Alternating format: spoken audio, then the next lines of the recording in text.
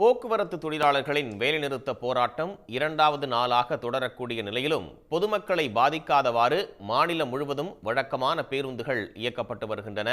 இது குறித்த கூடுதல் தகவல்களை வழங்குவதற்காக செய்தியாளர் பாலாஜி இணைகிறார். பாலாஜி, தற்போது நீங்க எந்த பகுதியில் இருக்கீங்க? அங்கு நேற்றைய தினம் போல் அனைத்து பேருந்துகளும் வழக்கம் போல இயக்கப்படுதா?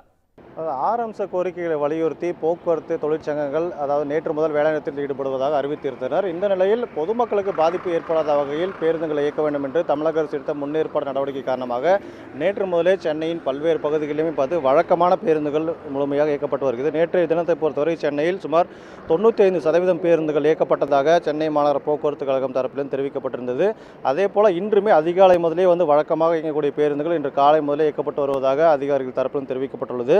தொடர்ச்சியாக இதற்கு பிறகு வரும் அடுத்தடுத்த மணி நேரங்களிலுமே முழுமையான பேருந்துகள் இயக்கத்திற்கு போதுமான நடவடிக்கைகளை மாநகர போக்குவரத்து கழகம் சார்பாக எடுக்கப்பட்டுள்ளதாக போக்குவரத்து கழக மேலாண் இயக்குநரும் தெரிவித்துள்ளார். அதன் அடிப்படையில் தற்போது நாம் திருமானியூர் பேருந்து நிறுத்தத்தில் இருக்கிறோம். இந்த பேருந்து நிறுத்தத்தை பொறுத்தவரையில் வழக்கமாக அந்த காலையில் 6 மணிக்கு இயங்கக்கூடிய பேருந்துகள் தற்போது இருக்கிறது. பொதுமக்களும் வழக்கமாக பேருந்துகள் ஏறி தங்களுக்கான பயணத்தை மேற்கொண்டு வருகின்றனர். அந்த நேரடி காட்சிகள் தான் பார்த்து வருகிறோம். இதே போல தான் சென்னையின் பல்வேறு இருக்கக்கூடிய 33 பணிமனைகளிலுமே காலை 5 மணி நிலவரப்படி சுமார் ஒரு 100%க்குமான பேருந்துகள் தொடர்ச்சியாக இயக்கப்பட்டு வருகிறது. முழுமையாக பொதுமக்களுக்கு எந்தவித சிரமமுமின்றி பேருந்துகளில் பொதுமக்கள் காலை முதலே பயணம் செய்து வரக்கூடிய காட்சிகளை தான் பார்த்து வருகிறோம். பாலாஜி, பேருந்துகள் இரண்டாவது நாளாக வழக்கம் போல இயக்கப்படுது. இந்த சூழல்ல இன்றைய தினம் இயக்கப்படக்கூடிய பேருந்துகளை மறித்து பணிமனைகள்ல போராட்டம் நடத்தப்படும் அப்படின்னு போராட்டத்தில் ஈடுபட்டிருக்கக்கூடிய தொழிற்சங்கங்கள் அறிவித்திருக்கின்றன. இதனால் அங்கு என்ன மாதிரியான முன்னேற்பாடுகள் செய்யப்பட்டிருக்கு?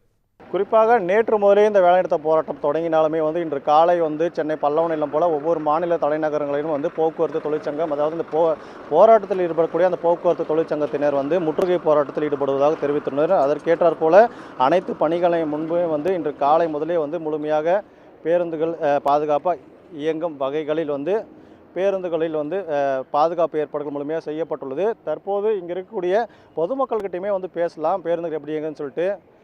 அம்மா, இப்போ நேற்றுலேருந்து இந்த பஸ்ஸு ஸ்ட்ரைக்குன்னு சொல்லியிருக்காங்க. நேற்றுலேருந்து பஸ் எப்படி இயங்குது? பஸ்ஸு கிடைக்குது? போச்சு சார், இன்னைக்கு ஒன்றும் கூட காணோம்.